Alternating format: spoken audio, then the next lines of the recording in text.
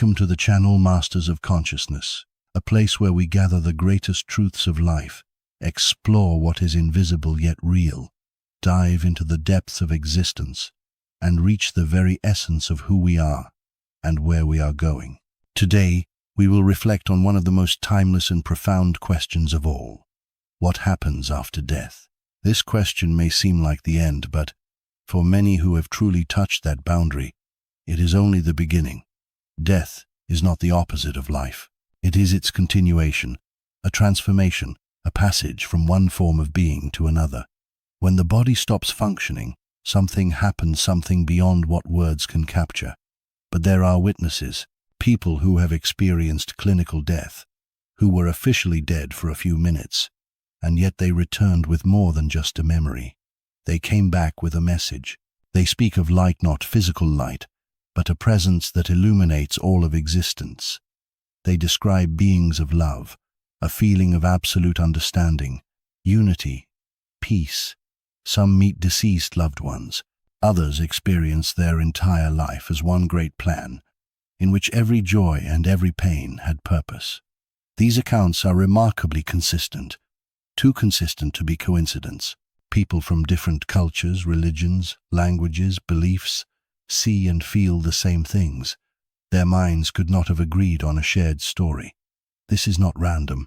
In deep states of hypnosis, when a person enters the innermost layers of consciousness, they often reach the space between incarnations, a place where the soul rests, where it meets guides, where it reviews its life, as if there exists a realm that knows no time or space but contains everything. In those states, people recall that they chose their life, that even the hardest experiences had meaning, that they came here out of love, and that, when it is all over, they return to the light. Some people leave their bodies consciously. In out-of-body experiences, OBs, they travel through other dimensions, see their physical bodies from above, pass through walls, meet beings from beyond this world. And again their stories align across time and culture. This consistency points to something greater, something that defies logic but cannot be dismissed as mere hallucination. Because hallucinations don't heal your life, these experiences do. Many researchers who were once skeptical have over time acknowledged a truth. These are not isolated incidents. These are patterns. Dr. Raymond Moody, who first documented near-death experiences in his book, Life After Life, gathered hundreds of stories from people who left their bodies, experienced life reviews, tunnels, and radiant light, and returned utterly changed. They said they no longer feared death, because death was not the end. It was a return home. Scientists like Dr. Eben Alexander, a neurosurgeon who himself underwent clinical death, described it as the most real experience of his entire existence. Though his brain was medically inactive, he remembers a journey through another realm filled with light beings and unconditional love. When he returned, everything changed.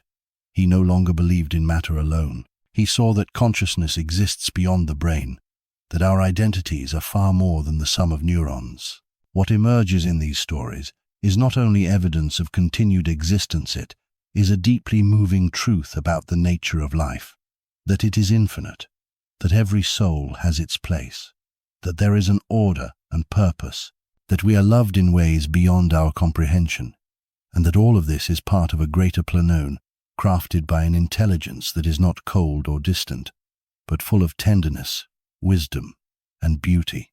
Those who have experienced death or expanded states of consciousness often say the same thing. They are no longer afraid, because death is no longer an end. It becomes a gateway, a passage to another level of existence, to a realm where there is no pain, only understanding, love, unity.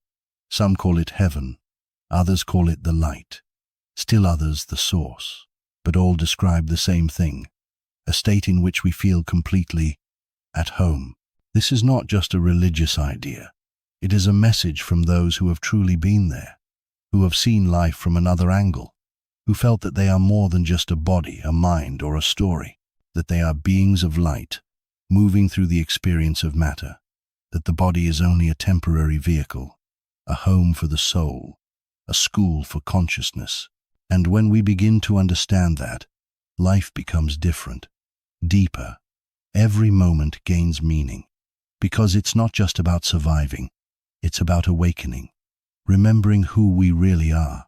And everything that happens to us brings us closer to that remembering.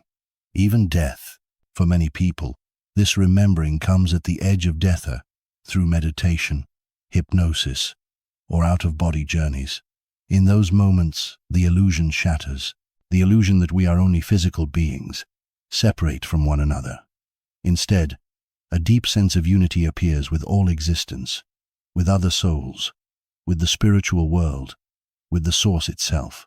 It whispers, "You have never been alone, you were never separate, and you will never cease to be." In hypnotic regression, when souls speak of the time before birth, one of the most beautiful truths emerges, that we choose our life, we choose our lessons, our meetings, even our pains to grow. Incarnation is a sacred act, an adventure of the soul, and after death, we return to a place where everything is known, but nothing is judged.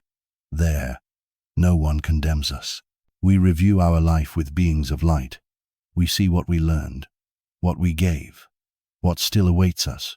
It is not judgment, it is understanding and love. And from that soul's perspective, we begin to see how precious this life really is, how every tear, every decision, every connection had meaning. Even the hardest moments were needed. They awakened us, led us toward truth. And while suffering can feel unbearable, from that higher view we see it all served love. In the spirit world we are not alone. Guides are with us, light beings, sometimes souls of loved ones, souls who wait, support, guide. They are with us not only after death but also here in life. Sometimes we don't feel them, but they're there, in our intuition, our dreams, the signs around us. Those quiet moments when we sense that something greater is holding us. And what about reincarnation?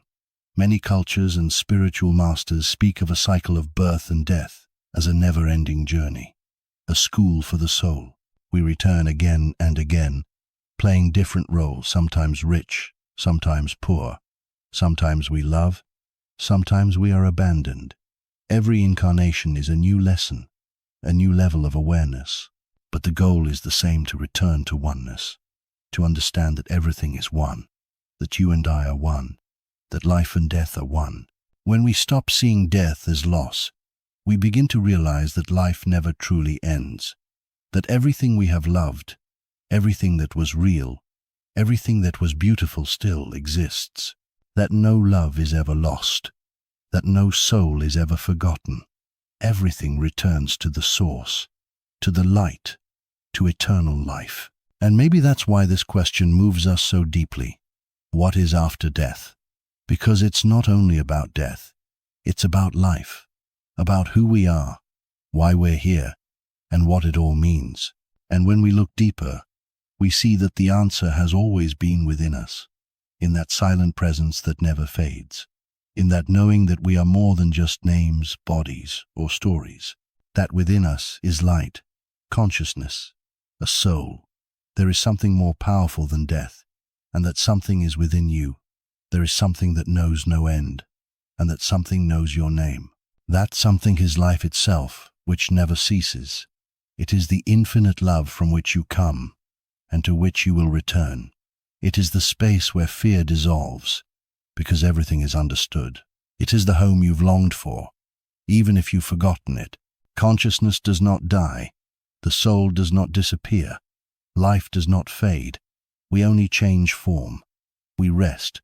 We return. We learn. We love. And we come again. And in this infinite journey, there is nothing accidental. Every life is a gift. Every meeting has purpose. Every heartbeat echoes in a greater rhythm. And you are part of it. Instead of fear, maybe it's time to feel gratitude for the chance to experience, for the miracle of simply being, for something so unbelievable, so mysterious, so full of meaning that we call life.